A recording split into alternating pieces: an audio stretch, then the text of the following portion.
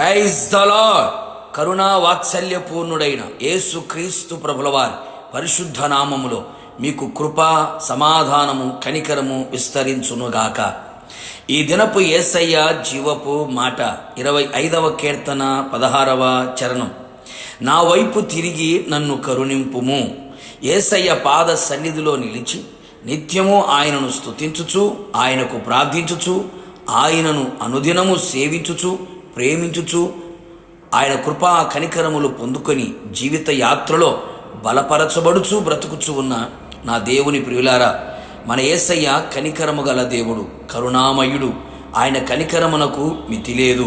ప్రస్తుతపు దినములలో మానవునిలో కరుణ, దయ, ప్రేమ, కనికరములు కరువైపోయాయి. పగ, ప్రతీకారాలు, ద్వేషం, అసూయలు, మత్సరములతో మానవుడు నింపబడి జీవించుచున్నాడు.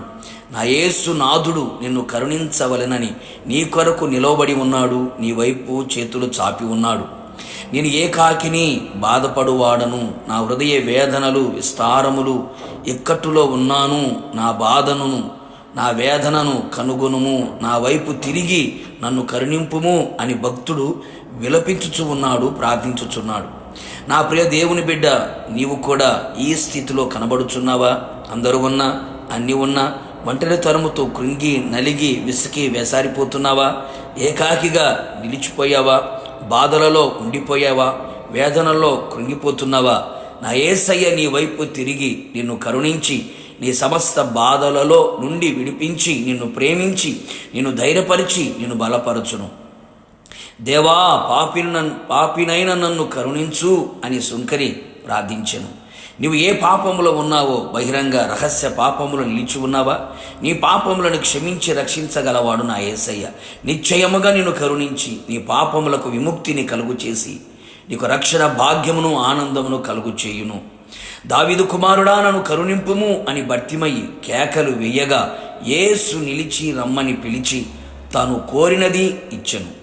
తన గ్రుడ్డితనమును తొలగించెను. నిశ్చయముగా నిన్ను కూడా కరుణించి అవిశ్వాసులైన వారి మనోనేత్రములను యుగ సంబంధమైన దేవత గుడ్డితనము కలుగు చేయగా, దేవుని ఆశ్చర్యమైన సంగతులను చూడనివ్వకుండా గుడ్డివారై ఉండగా యేసు నీ వైపు తిరిగి నీ మనోనేత్రములను వెలిగించునుగాక.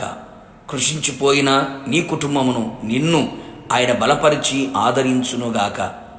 నన్ను కరుణింపుము దేవా, నన్ను కరుణింపుము దేవా అని ఆయన పాద శరణమును కోరి ఆయన రెక్కల నీడలో నువ్వు చేరినట్లయితే నిశ్చయముగా ఆకాశం నుండి ఆజ్ఞ ఇచ్చి నిన్ను కరుణించి సమస్తం నుంచి ఆయనను విడిపించునుగాక.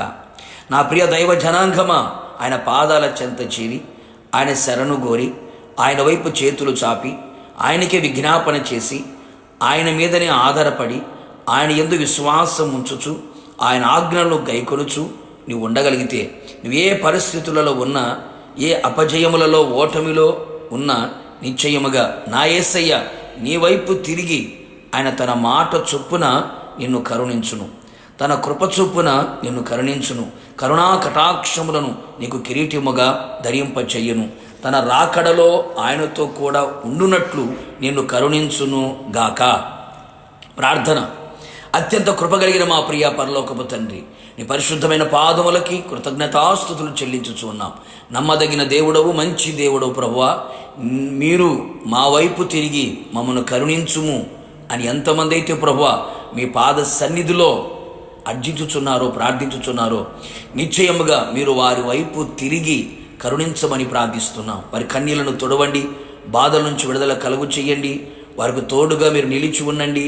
అన్ని విధాలుగా ఆదరించి, ధైర్యపరిచి, బలపరిచి, ఉజ్జీవపరిచి, నూతనపరిచి, వారి మనోనేత్రములు వెలిగించి వారందరినీ కూడా మీరు రాకడ సిద్ధపరచబడినట్లుగా కృపదయిచ్యమని, కరుణించమని మీ పాదాలకు అప్పగించుకుంటూ యేసు నామములో అడిగి పొందుకున్నాము తండ్రి, ఆమేన్. నిశ్చయముగా మీ వైపు, మీ కుటుంబం వైపు ఆయన తిరిగి కరుణించును గాక. God bless you.